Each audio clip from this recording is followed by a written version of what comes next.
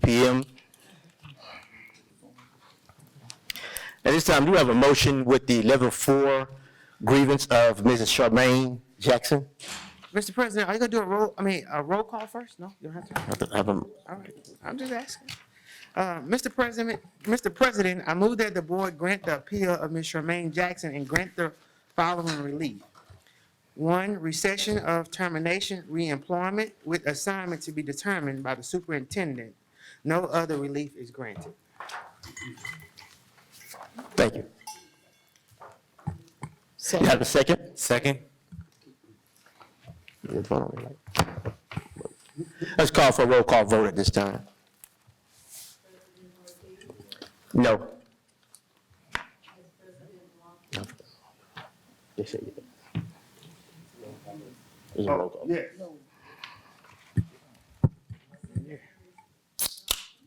Yes. Yes. No. Yes. Yes.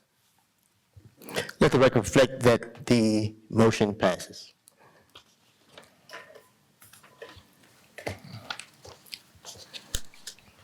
At this time, we will have staff report. Oh, sure. Sorry about that. Public participation. Public participation, Mr. Frank Neal.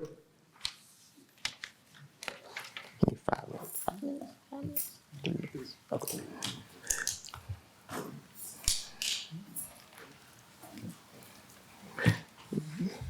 Ms. Neal, you have 3 minutes to do your presentation, and Mrs. Johnson will let you know when your time is up. Okay, because everybody up there know 3 minutes ain't gonna do me no justice. Hey, but good evening, Dr. Puri, Party, and the rest of the board members. Hey, first, I want to congratulate y'all and thank y'all. I know y'all don't get much congratulations and thanks. Y'all have took that bond and built us 15 beautiful, great schools, inside and out, technology-wise. Hey, we on the cutting edge. And one thing I can say, and I tell people all the time, our school district, our buildings, our technology, we are in the 2030s. That's one of the few things in Port Arthur that we are in the 2030s. Just about everything else, we're in 1980. But that's another story. So I came here because of the bond to ask you all to, let's finish the project. I got the building coming across the street, which is gonna be nice and beautiful. Let's build a new football stadium. Not only do our kids deserve it, I deserve it, you deserve it, the citizens of Port Arthur deserve it. We all deserve to go somewhere, not go to Houston to see something beautiful and nice, or go to small town Texas. We deserve it here. And if we're gonna do it, let's do it the right way. Let's build it, let's make it a college atmosphere, put it near the school where the band could walk down from the band house, their parents could stand out and watch and cheer them going in. And then on top of that, the revenue from it is gonna be tremendous. If we build it right, build it nice, you got state playoff games, not only in football and basketball, soccer. Also, instead of going to Beaumont for our graduations, we got a big, beautiful stadium, we could do it right there. So if we're going, this is something that Port Arthur deserves, you know, and it'll help bring us up into the 2030s. See, I can be short and to the point. But like I say, but I want to thank you all for what y'all have done so far, because this, y'all deserve it. Y'all deserve a standing ovation for what y'all have done with the bond issue, with the bond money. I've kept up with it. I know y'all got money left over. I know this. So I got faith in y'all with this football stadium. And I appreciate y'all time. Thank you. Thank you. Thank you. Dr. Portery, Yes. staff report. Okay. Next on the agenda, we will have Clarence Greer from RBC. And it's a good thing that he's here because he can kind of move forward with, if you look in your folder that was on your table when you walked in, there is a report in here, bond report. So this is where he will be speaking from. Looks like this, kind of thick. Yeah. Everyone should have it in their folder. They have it. Mhm. No, in your folder. Yeah. Yes. It's in your folder. Okay. Okay. Mr. Greer, thank you for being with us Okay. tonight. Yes, so our board president, Dr. Porter Reed, members of the board, again, it's a delight to be here before you all. Again, my name is Clarence here with RBC Capital Markets, municipal advisor to Port Arthur ISD.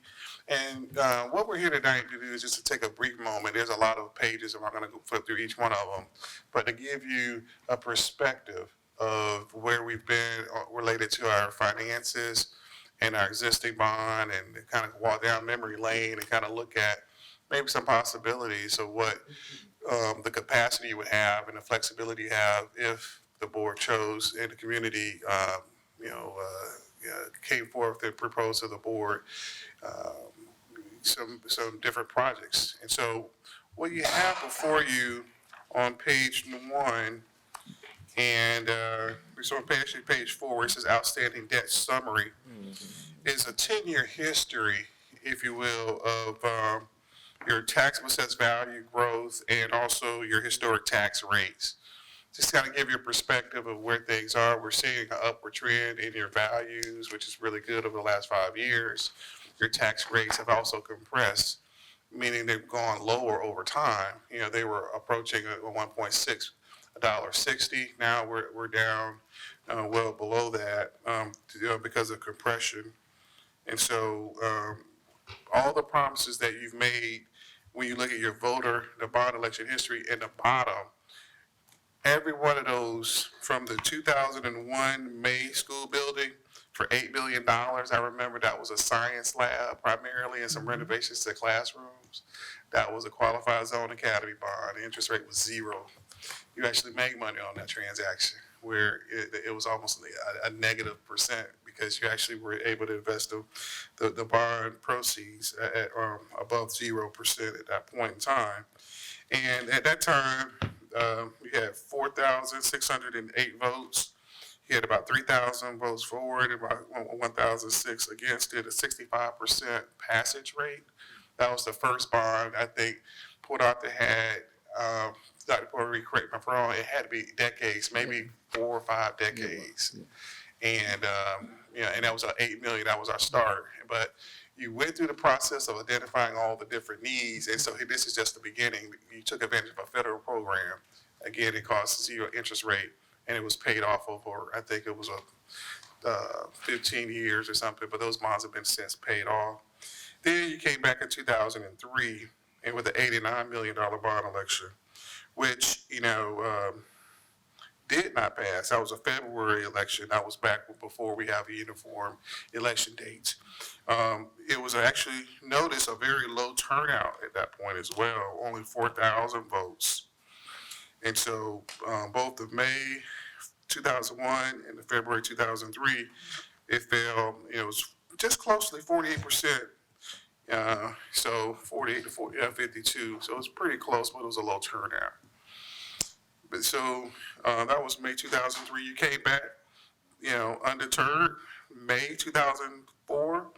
And then not only did you go 89 million, you moved it up to 110. So on the heels of a failed election, you were able to come back and identify, add more needs. You communicated it with the voters. And then look at the voter turnout. It went from 4,000 to 17,000 total votes. And it passed 55%. So it tells you that maybe the story was a little different, and you were able to, have more time to communicate to the vote to your constituents.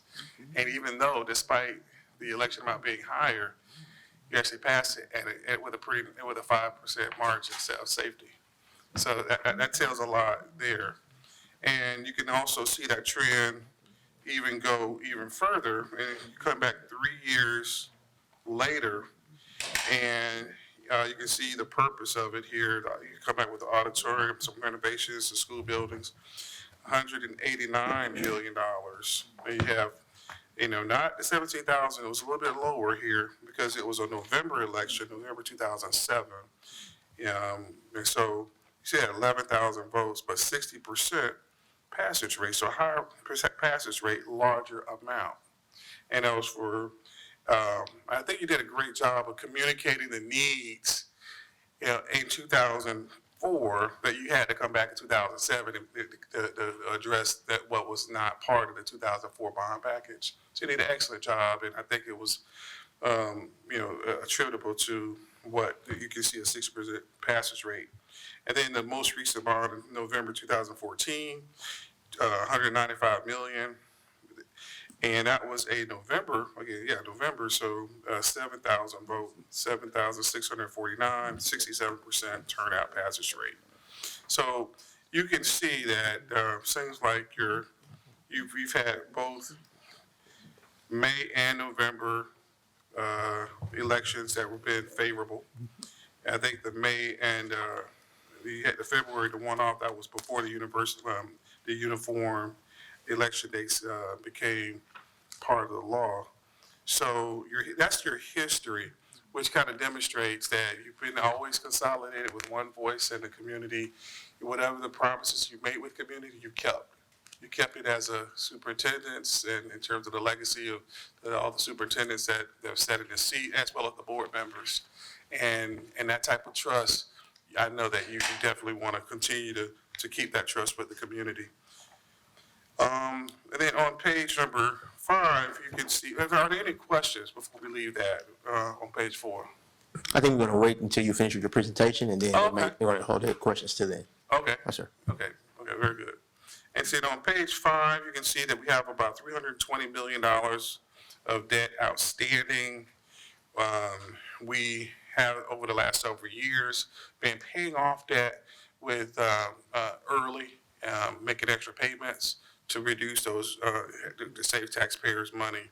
And you'll continue to do that with the 2016 bonds later this year.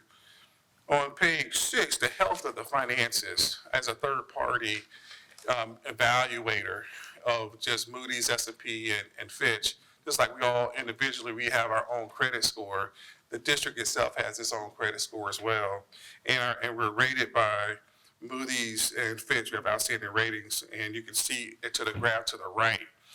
Moody's rating has us a high quality upper mid grade at A2, and Fitch has us a single A plus. And some of the areas that they look at are just our revenue framework, which is really state driven. So it's not much you can do. You've maximized what you've had to do in terms of going to the electric and getting those extra 13 pennies. Expenditure framework, but operating performance, it says at the last sentence, it talks about, that you've been able to recover given the district's sound labor cost, flexibility, and adequate reserve, respective to high potential revenue. So you're able to rebuild your fund balance, and that's been because of all the vision that, the policies that you've adopted to allow Dr. Porter Reed and his staff to move forward and make tough decisions. And as a result, we've been able to achieve a strong investment grade rating. And separate and apart from that, when you go to sell your bonds, we have the benefit of having the state guarantee, which is AAA. It's like a cosigner, if you will, on a loan. And that gives us access to the lowest interest rates possible. So I think the combination has been it's been a blessing for your taxpayers to have a low interest rate, have the guarantee behind it. Not all your debt is guaranteed, but the majority of it was guaranteed by the Public School Fund Guarantee Program. And then on page number 8, to kind of give you a snapshot of your taxpayers, your top 10 taxpayers. And I know it's not lost on the board that, that 72% of those values, your assessed value, comes from industry, your top 10 taxpayers.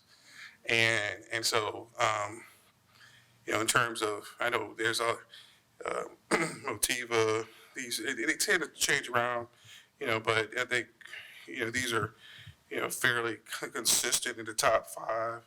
And, but you've had very strong partners, and they've been very supportive in the past of your efforts in terms of moving forward and supporting the district. And then on page 9, you can see, well, given your outstanding debt of $320 million and the payments related to it, the board conservatively assumed that you had no growth at all in your values. So no increases, and that's on column number 2. No increases. You can see, even though you've had double digits increase the last few years, you conservatively have over $123 million of debt capacity without increasing the tax rate on the debt side. So the flexibility, in other words, you could call an election for at least 123 million, possibly, higher than that if you assume historic growth rates, because your historic growth rates, recall, was probably about 3 or 4% in the last few years. You've been really growing, the last 5 years. But we were very conservative in the fact that we didn't grow it and came up and calculated and arrived at a $123 million debt capacity without any tax rate increase impacting your voters. $123 million with no tax rate increase. And recall, the last time you've had elections, and you go back to page number 4, values have actually declined in a sense, on the peak. So, I know that's kind of, on a total basis. And it's attributable to a couple things, what the state has done with the tax rate compression of the maintenance and operation side of the budget. But, the reality is, we came in better than expected when you sold those original bonds and had those previous bond elections that we walked through. We thought we were going to be at higher rates. You're actually at a lower total tax rate than we were advertising at each one of those times. So I think that's it's interesting how the actual versus what we were projecting turned out. That you're able to have taxpayers have really gotten a lot of breaks thanks to the state. Has been really helping out taxpayers. Also with the new homestead exemption of $100,000, it's really helped out. So even not counting that, $123 million, no tax rate increase, at least, worst case scenario, assuming no growth in values. So I'll stop there. The next part, let me do one thing. The history of where bond elections have happened in the past. I think this is pretty interesting on page 11. If you want to look at statewide where elections have, what the results have been, November 23, May 23, November going all the way to the 19, we have that synopsis. Basically, the passage rate is about 82%. When you start talking about the part about actually being voted. Now, legislation has mandated that you have to split out certain propositions. So a lot of the propositions you have to split out, like natatoriums and stadiums and non-instruction, they're isolated where, you were able, in the times past, you were able to consolidate it. And Ms. Carey can kind of talk to you about that, in the future. But you can basically say, once you isolate those propositions, some of them don't pass. In fact, that's where you see the proposition failure rate is 45%. And that's where, because you say, a lot of those are natatoriums, a lot of them are non-instructional facilities. And we'll get into a little bit of the details statewide. In fact, if you go to page 13, you can see what we have here are the breakouts of the November 2003 election cycle and the May 2003 by proposition. It had, so instruction facilities had by par about 86% of the voted amount passed. By proposition, it was 61. But athletics and stadiums and natatoriums, number of propositions was 38. Only 10 of them passed. And so on the amount basis of 26, but on the par basis only 19%. That's just that. And then, that's November of 23. Now, May 23, you had athletics, facilities, stadiums, and auditoriums, 50 propositions, 37 of those propositions passed. So it was a much higher percentage. It was 74 and 85% respectively. The difference between May and November was tremendous, right? Night and day. And I guess it goes to how much time, every community is different.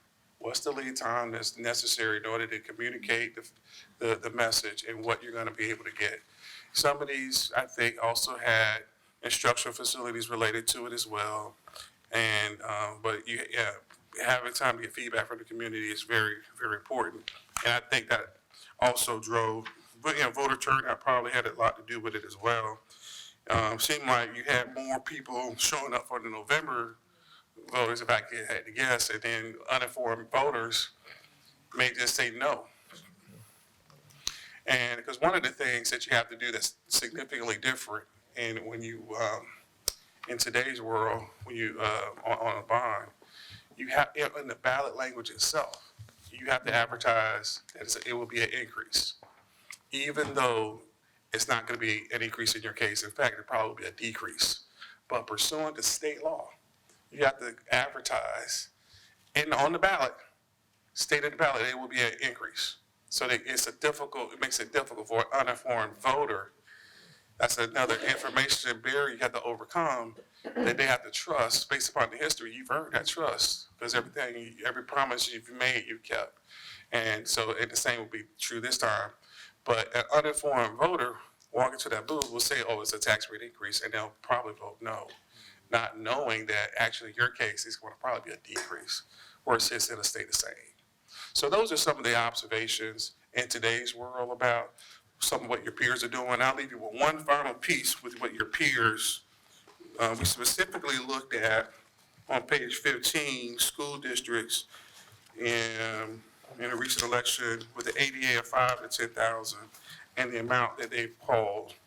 And just significant, you see the ADA of school districts of 5 to 10 in that area, with pretty significant elections that they're calling.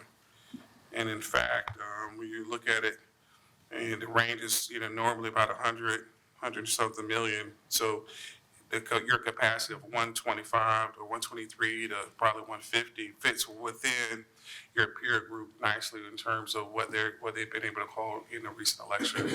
Again, these are school districts across the state that have an ADA of 5 to 10,000.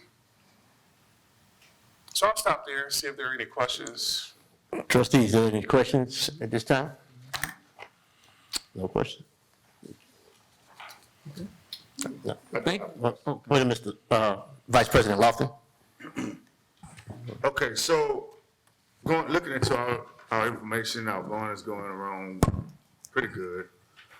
What would be a time frame if we wanted to do another bond, like say for the football stadium, a whole complex? What would be our time frame of getting that started? So on page 16, you have the election calendar, and you can basically, the last day to call an election for the November cycle would be August the 19th. Mm-hmm. But you may not be ready for it. I don't know. That's depending on the community, and a lot of factors, maybe some polling, things of that nature, getting it out there. These information barriers you have to overcome. And then typically if you want to roll over to the following May, it's typically around Valentine's Day where you would have to call an election before to be on the May 2025 ballot. It would have to be Valentine's Day. Okay. And you lose a lot of time because of the holidays. So I've noticed a lot of people that push it off, they would have already kind of started the process as though it's going to be November, then maybe kind of poll and kind of see how much, the community is saying. And if they need a little extra time to move it to May, or just for strategic reasons, for each community is different. It might be to your advantage to move it to May versus November. But that's gonna be something that, yeah, I guess, some of your consultants will be able to help you with, looking at past history. I think there's a process that has changed in the last couple of years that we will have to go through and get finances and all that stuff approved. Of course, we would have a community committee that would be Right. part of this as well, and that would help us to go along. But it's a lot of work, but I think our community is ready to listen. I'm not going to say what they will do, but they are ready to listen, and we have some people that are proponents. So, as you say, as one of our community people always say, it's about the children. It's about the children. We do need, and you heard tonight, for us, for you, but especially for our students. And they need to be exposed to anything and everything we can do. They need to be exposed to it. Yes, yes, sir. Yes, sir. Well, again, We I have- think, I'm sorry. I think we have one question more on tape from Mrs. I'm Ambrose. sorry. Ms. Ambrose. Historically, do you think it would have anything to do with the fact that we're in a national presidential election year? The timing process? You know, it's gonna definitely have more people to the poll, and so for sure, you know, and each, once you look at the data, sometimes that actually helps you, depending on each community. Right. And it's, because you have to get your supporters to the poll. And you've been able to do that in the past, but when you look at the history, you do have more November than you do May. You only have one May, or, you know, since the uniform election happened. But yeah, the recent history has been going on in November. Yeah. It sounds as though your supporters might just automatically, you know, you want them to show up versus, because you know, there's a tendency that the opponents will show up, Right. but your supporters may not show up. And so that's pretty normal, what we see across the state. So November will kind of remedy that in the presidential year, if you're ready. Thank you. Dr. Brown? Let me first of all thank you and your organization for the many years of service and support in what we're discussing. I'm also pleased about the facilities in this community that we've been able to put in place. And I would go so far to say, pull out the Independent School District, comparing our facilities to other facilities in Southeast Texas, we compare very well. Now, having said that, one of my disappointments, though, years ago was that we couldn't do more with athletics, particular basketball and football. In fact, when I learned in Memorial High School, the bond which had already been passed, you know, for that portion of it, not the CAT building, but when I learned that the basketball facility would have only one floor and not be a multi-level facility, I was very disappointed, and have been since that time. But all that to say, I don't know if we're ready about November, but I do want to piggyback, I guess is the term, on what Trustee Lawson just said. Because I do think that we, at some point, I'm hopeful that we can do better, have better facilities in athletics, particularly basketball and football. So just wanted to put that out there. And I was just going to say something as well. With that, I know that me and Doc talked about this in the past few months about the facilities and the building of the stadium. I also have been talking to some individuals in the community, and I've always told people in the community, yes, we can talk about it in the community, but if you want it to be on record, you need to come and stand before us today. So I want to commend Mr. Frank Neal for being one of the persons in the community to come before us, because a lot of people talk and say what they want, but when it's time to show up and to let us actually know, to be on record that this is what you want, we don't get that. And we do have a person here saying that what we want, and I do believe that the city of Port Arthur is ready and willing to move in that direction. And please don't think, and we don't want anyone to think that we would not include academics as well. Academics as You know, well. we have, we do have a representative from Motiva that will be speaking to us, and they, our refineries, our petrochemical, they push us for pipe fitting and welding, and we have a wonderful, wonderful career and technical education center. Yes. And there's so much more we can do with that. That's like a diamond in the rough that we can expand. And they're always trying to get us to do more and more and more. So this may be a time as well that we look at how we increase. Because our students, when they attend the career and technical education, they soar, working with their hands. If you ever can come, disagree, and look at our students working with their hands, they're so engaged in what they're doing. So if we can increase that by any means, that would be something. That's as well. awesome. So Yeah, we have a great. lot of discussion and a Yes. lot of decisions to make, and we will be doing that shortly. Well, you've done the homework. I mean, and that's the great thing. I like the community to know that the work that you've done over the last several years and the decades you put in position the district for the opportunity to have this dialogue Correct. and to get in front of construction inflation. Yeah, that's a big thing. You know, it's double digits in some areas of the state. And, we're very fortunate and blessed to have good partners like Motiva to support Correct. in the past, because you were able to now lock in those prices and to try to build those facilities now that you have, that you built 3, 5, 10 years ago, probably be looking at something significantly higher and probably unaffordable. Absolutely. And so, a lot of the work that you've done, with the board, communicating with your partners have been really excellent and positioned you, Absolutely. for this opportunity. Thank you, Mr. Greer.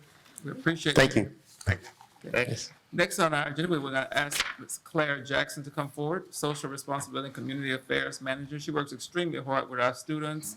I tell you, when you go to Memorial, when you go to the elementaries, she's there. I don't know if she works really at Memorial, at Motiva, she works for us, but we're not giving her a check. But Well, thank you for that introduction. Thank you for having me this evening. I really appreciate being here. This is my first time representing Motiva and presenting at the school board. I created a snapshot for you guys because I knew I only had a short time and there's so much to talk about. this right here. And it's really hard to put a snapshot together when we have decades, if not centuries, of partnership together. And I thought about things that happened years ago, and I'm really proud of those, but I wanted to bring some new things to the table today. And so you'll see this snapshot is from 2018 till now. And if you look at the first column under top highlights, we have altered our scholarship program in 2021 to have majority of the community scholarships go to Port Arthur ISD. So we're very proud to recognize those students, get to know them, and foster their education, whether it is associate's degree or four-year degree. And I personally love getting to know those students and all of the programs that we work on.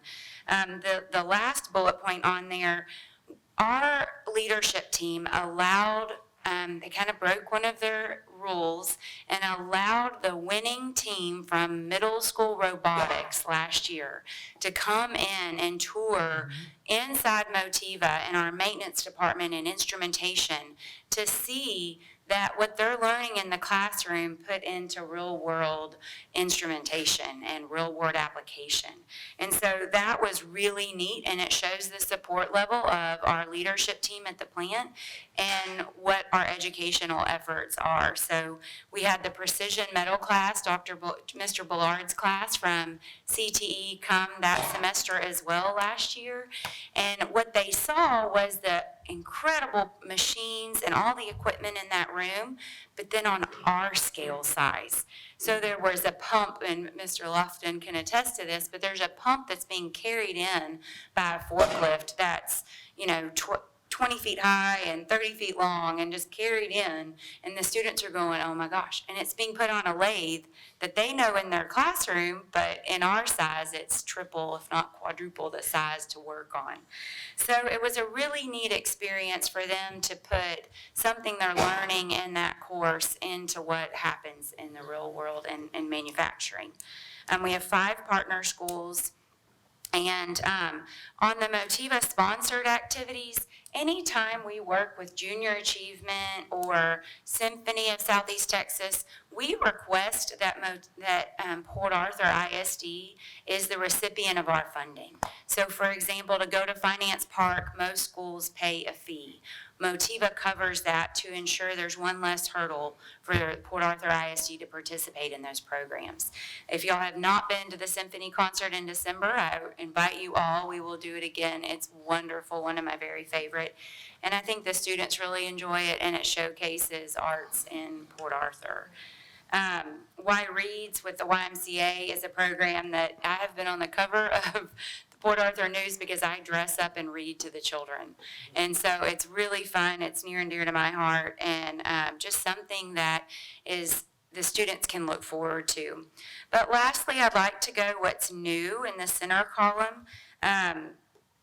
A big announcement for today is that Motiva would like to provide a donation to the district to bring the latest robotics to Port Arthur ISD, and that is the VEX robotics. But y'all, it gets even cooler than that.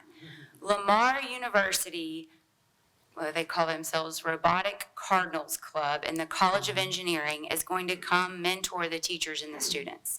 So Lamar actually reached out to Motiva and said, y'all are the perfect partner and we want to do this for Port Arthur ISD. So we have students that are engineering degree who have won or participated in worlds in this robotics, and they're going to come teach our kids. So we're very excited about that. I'm working with Kenneth Dagry, and we're working to get everything settled. And so not only is this something offered at the high school, but I've got other sponsors that want to help bring us to the middle schools too. So it's going to be new technology. They can build on it as their years go through school and hopefully keep doing great at the state level. We have Motiva machinists that go work every week in the CTE program. They're working with Mr. Ballard's class again, and they're teaching real-world stuff in the classroom. So Wayne Dion and about 4 other guys from that course have gone every Wednesday since November of 2022.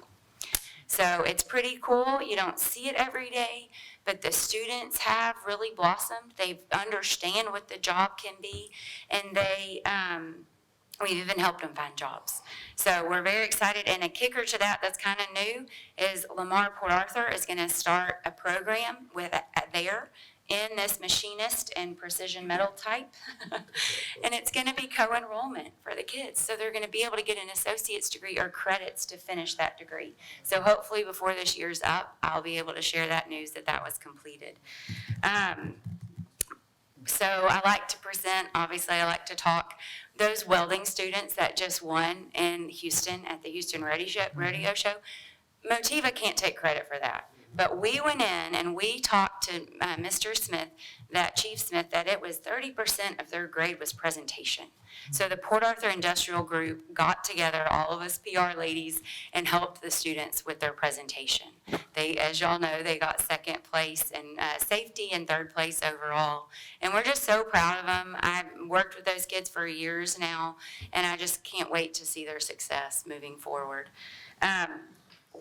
Lastly, I have to commend y'all's staff. The counselors and the administration and the school, we could not do what we do without them. And so they organize the students, they help us with the scholarships, they get everybody on the bus for Aspire, and that is something that I just want y'all to know we appreciate tremendously. Every single one of them, and a lot of them know me. Aspire Student Mentoring, you'll have a flyer on your page that says you're invited. Next Wednesday in the auditorium of the high school, we're going to be graduating a group of seniors that have been mentored by Motiva employees for 2 years. And we started this in 2021. It's on here. Mr. Lofton was one of our mentors at one point. It's really cool. Come listen to what these students have to say about our program. I invite you all to come. Everyone in the room, you're welcome to come see that program. There is an Earth Day celebration in Lamar Park tomorrow, Saturday and Sunday, over that 17th Street and Marion Anderson, that big Cookies Easter celebration. We're doing Earth Day in Barber Jacket Park, so we'll be cleaning up on April 20th. Motiva's there, and the city's doing a really cool thing too. And yeah, thank you guys. Thank you for your staff. We have the questions from the trustees. At the time, we're going to go with Mrs. Ambrose and then Mr. Getwood. Ms. Ambrose. Thank you very much for all of you do. I have a question. Those students that you're going to graduate next Wednesday, are they eligible for immediate hire with Motiva? So no, a lot of them are, our program teaches career readiness. They do go through a Berkman assessment, and they're learning about what they like and don't like and personality. We teach them how to write a resume, how to interview. They have a career fair. Six of my Aspire Mentor students are getting a scholarship to go to college. Okay. We don't typically hire 18-year-olds. You don't see that. We want them to go get an But I had to associate's ask. degree. Yeah, get some experience. I'm happy to work with them if they're interested to work in the field with contractors in different groups. But we tell them to follow us on LinkedIn, get an internship with us, stay connected. And, but we really want them to come back and try to work for us at a certain time. Ultimately, yeah. Okay. Yeah. Thank you. Mr. Getwood. I didn't have a question. I had more so of a statement. First and foremost, thank you so much for all that you do, Ms. Claire. We see each other a lot. We definitely see each other all the time. And for a second, I thought that you did work for Port Arthur ISD, but technically you do, because you work with our children and you work with our future. And it really, really, really warmed my heart to hear about the new partnerships and the new things that you have coming forth. I always tell people, so easy when you're used to doing things, and we've been partnered, well, Motiva and Port Arthur ISD has been partnered for years. So the fact that you all are coming up with more new innovative ways to keep that partnership growing and everlasting, and also keeping it growing in terms of today's society, definitely warms my heart. And I really want to commend you all on the middle school on getting that and adding that component, because I tell people all the time, one of the biggest things that we lack is consistency in certain areas, and not just as a district, but just in general. And when you start kids off in middle school, engaging them with these things, by the time they get to high school, it's nothing new. And typically by the time you get to high school, if you didn't hear about it, you're not really interested in it. And I also want to commend you all in Motiva on not just working with our students just in that particular field, but working with students across the board and introducing education as a whole to them. And saying, you know what, we support you. Of course, we want you to come work with us, but we also want you to know that Port Arthur is more than just refineries. It's more than just everything else that you may think of. So thank you so much for that partnership. And I definitely look forward to hopefully one day being able to create that direct pipeline from high school, college, straight into Motiva. So do I, and thank you. We do have case studies where we're so close to getting them to that hired mark. And so in a perfect world for me would be we mentored them, they got a scholarship, they got an internship and hire. And that day I'll be back here to bring that person. I have one from Bob Hope. So I'm hoping more people will listen to our advice and follow those footsteps. Thank you, Ms. Jackson. Thank you. Thank you. Thank you, Claire. Okay. Okay. I gotta come get my shirt. Next, we're gonna hear from Ms. Adrienne Lott. Highlights. So when we last met, we were not quite at the end of February. So this report covers that last week all the way up until today. Well, let me go back to the title, the first page. In the top right corner, our district testing coordinator, Ms. Moody, was recognized by T-SNAP for her service to the organization, and that's a professional group for testing coordinators. She's the Region 5 director. We had 19 observances throughout the month of March. There was several different monthly celebrations: music in our schools, athletic training, youth art, middle school, nutrition, women's history, and developmental disabilities. We observed Texas Public Schools Week, Read Across America, International Women's Day, St. Patrick's Day, the Texas Educational Diagnostician Week, World Down Syndrome Day, Maintenance Appreciation, Texas Independence Day. We introduced a new breakfast item during National School Breakfast Week. We now offer the chicken biscuit for breakfast at our campuses, and National School Social Workers Week. We introduced all of our teachers and rookies of the year. So we made those announcements right before spring break. We went to all of their classes and surprised them in the classroom. And so we are going to celebrate them during Teacher Appreciation Week with our annual Teacher and Rookie of the Year breakfast. That's an example of one of the recognitions, but there were group photos and individual photos of each presentation on those particular days. Our marching heat band recently, I think it was sometime this week, won a superior rating at their competition. So that's a picture of them. I believe it looks like Nederland. I'm not sure, but it looks like Nederland High School.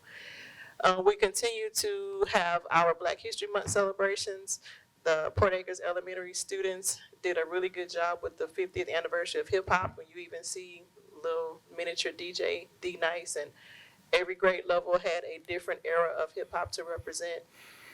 One of our sophomore art students at Memorial High School won Best in Show at the South Texas State Fair Art Show. And this is the winning piece of artwork is the one with the ribbons in the middle.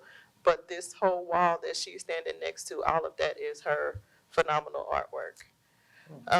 Our students celebrated Easter this week, and these are some still shots from the CTE program videos that were introduced during CTE month. We continue to show some of those, and some of those videos were in Spanish, telling about all of the programs that we offer at that building. All of our libraries have the 3D imaging machines. So we have students in the top left corner who are making little trinkets and products with those machines. We celebrated School Bus Driver Week. The TEA Commissioner of Education, Mike Morath, visited Thomas Jefferson Middle School along with other dignitaries, including our own Christian Manuel. So that's a group shot, a partial group shot from that particular day's event. Our middle school Gear Up organization hosted a Cool Speak student poetry night, and that was very successful. The students got a chance to perform their original poetry and they won prizes. But prior to the showcase, there were 2 days of workshop training at the campuses with the students in those programs, where the Cool Speak organization came in to help them learn the techniques and the criteria for different types of poetry and writing. We had some police officers to go to Wilson Early College and talk to the kids about careers in criminal justice. In the middle is some of our UIL winners, because we did host a UIL competition in our district, and at the bottom left is some more winners. So all our middle schools and our high school campuses really represented well. There's another one in the bottom right corner with when Dr. Porter is in the group shot. All of those groups are our UIL winners. And the bottom middle is some more Read Across America celebration going on. We have 3 students in our cosmetology program who've actually completed their 1,000 hours of practicum that is required for them to be able to take their Texas Department of Licensing and Regulations exam. So they took pictures, which is their last time clocking out. We have been heavily promoting the fact that the salon offers full services to men and women on Monday and Tuesday nights. And so these girls were able to get their hours in relatively early, and they will be taking their exam soon. I believe that's Terrell Middle School. They presented bicycle safety to their students. The bottom left corner, there was Women in Industry event. So we had groups of female students from our ninth grade, Wilson and Memorial that attended that. The bottom in the middle, some Wilson Early College students took a college visit to Prairie View, and they actually got a chance to talk to one of the Wilson Early College graduates that, you know, they were in school with him last year, and now he's a student at Prairie View. He talked to the group while they were there for the visit. And then we had some students that visited a culinary arts program. In athletics, our basketball seasons came to an end, but we did have students who made all district teams for the female and the male basketball teams. We announced our varsity cheerleader rosters for all grade levels in high school. We are now in softball, baseball, and soccer season still. At the bottom left, Elandon Roberts came and talked to the 8th grade boys at Abraham Lincoln Fine Arts Academy. And he was talking to them about making good college and career choices and motivating them to get ready for what to expect in high school and college and career. We have our 5th grade basketball league that is still ongoing. And then here's a picture of our varsity baseball team, which they do now have a Facebook page. So we introduced that on our page so that they can get followers to follow them and find out everything that's going on this season with the baseball team. We always have a lot of community engagement. Whenever we see things that will benefit our community, we'll share it on our timelines. So we've been having STAR nights at some of our elementary campuses, and we've been having STAR meetings with parents so that the parents know what to expect in this upcoming testing season throughout the month of April. The high school held an informational meeting for their senior parents. We encouraged the community to vote in the election we had just now. We're still pushing the online registration for our returning students for next year. With the Money Madness workshop, Legacy gives these workshops throughout the spring, and almost 50 of our students attended that particular event. And not only do they learn about financial responsibility and money management, they're fed breakfast and lunch, and a lot of the students leave with, everybody gets a swag bag, but they give out gift cards and they raffle off prizes that people donate. So one kid left with a very large flat screen smart TV, one kid left with a laptop, one kid left with a smaller size TV, but it was still a nice size TV.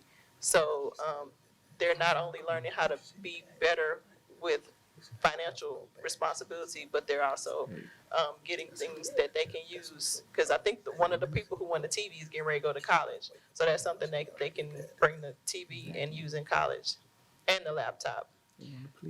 This week, our Lakeview band had a fundraiser at Raising Cane's, and they actually performed in the parking lot during the fundraiser.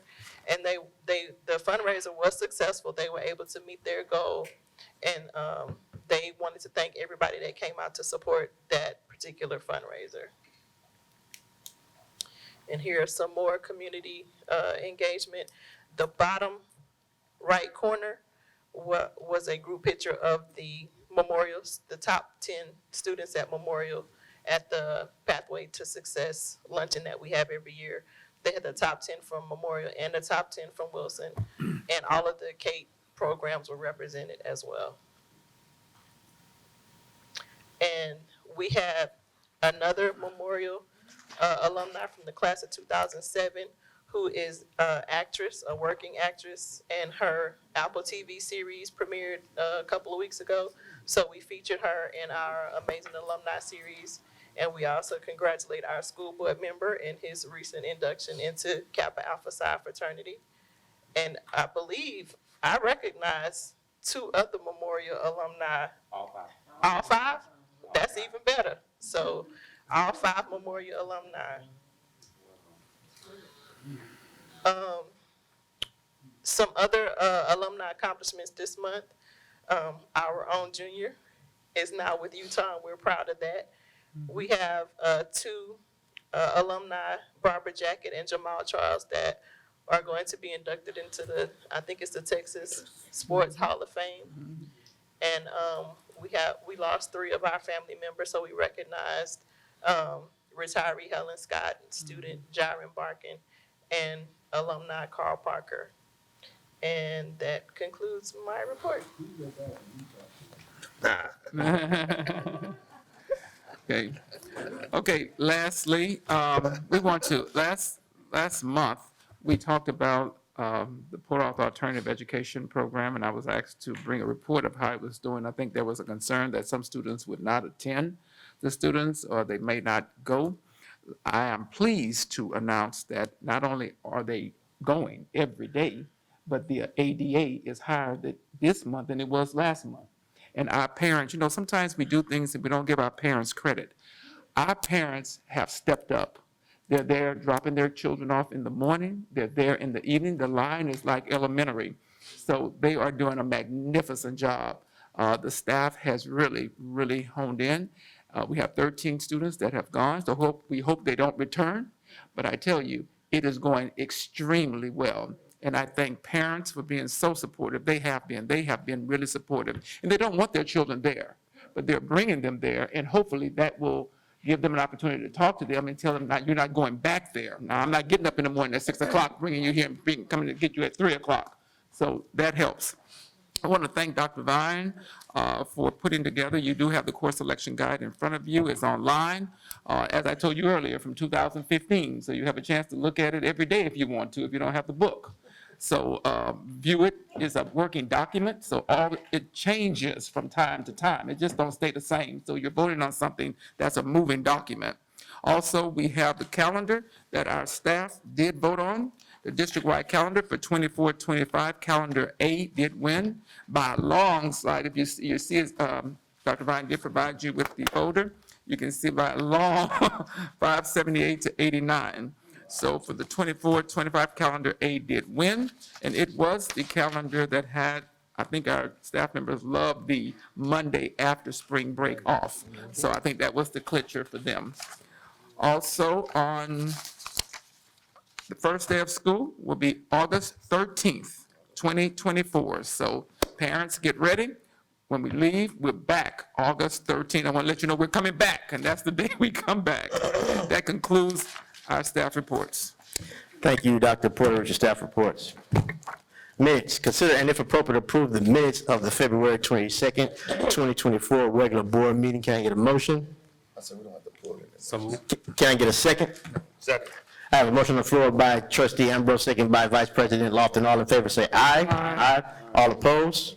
Motion carries. Consent agenda.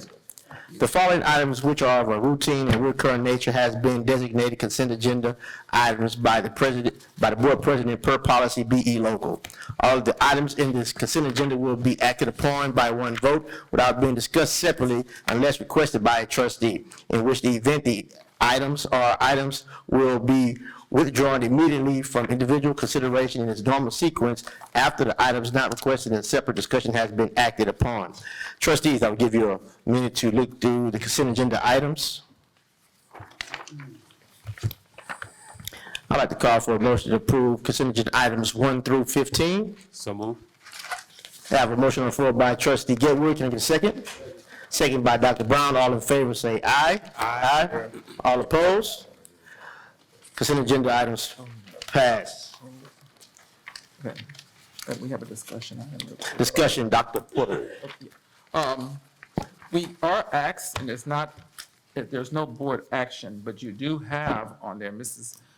LeBlanc will give you, it's a ballot for the Region 5 board election. No action, but we just have to vote. And there are 2 people, I think there's one position that's opposed, so you get to read on them, but we just have to vote. You have to sign. Yes, we have to sign. You can't make copies. There are a lot of rules to it, but all 37 districts do vote on the board for Region 5. But yeah, you have to vote. How do we know these people? You don't know them, just vote. We can do that. Yeah, we can do it on the other side. Okay, moving on to personnel. President Boite, I have given you the number of teachers for approval. Consider if and appropriate approve employment of teachers. Have a motion? So moved. Have a second? Second. There's been motion and second. All in favor, say aye. Aye. All opposed? Motion carries. Dr. Porter. We're asking for the approval for the non-renewal of probationary employment contracts. You have a motion on the floor for the non-renewal of probationary employment contracts. I have a motion on the floor by Secretary Johnson, seconded by Vice President Lofton. All in favor, say aye. Aye. All opposed? Motion carries. We're asking for the approval for the proposed non-renewal of term contract. You have a motion on the floor for proposed non-renewal contracts. So move. I have a motion on the floor by Vice President Lofton, and a second? Second by Dr. Brown. All in favor, say aye. Aye. All opposed? Motion carries. One, Mrs. LeBlanc. One nay. I am asking to approve the return of probationary status of employment contracts. Can I get a motion on the floor to return to probationary status of employment contracts? So moved. I have a motion on the floor by Trustee Gilwood, a second. Second. Seconded by Vice President Lofton. All in favor, say aye. Aye. All opposed? I'm asking for the renewal of probationary status employment contracts. Can I get a motion for a renewal of probationary status of employment contracts? I have a motion on the floor by Secretary Johnson, have a second? Second by Trustee Ambrose. All in favor, say aye. Aye. All opposed? Motion carries. Asking for the approval renewal of 2-year employment contracts for professionals.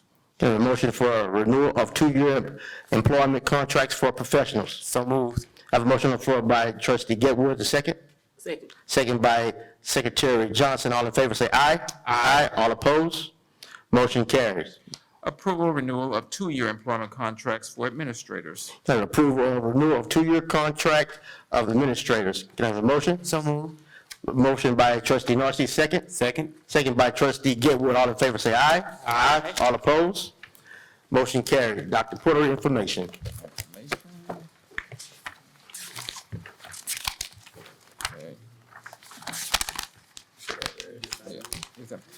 For enrollment, 8,178, attendance 92.15%. Thank you, Dr. Porter. We'd like to call adjournment of the meeting at 8:20 p.m. I have a motion on the floor by Trustee, and a motion on the floor by Trustee Narcisse, and seconded by Trustee Gilbert. All in favor, say aye. Aye. Aye. Thank you. You are dismissed.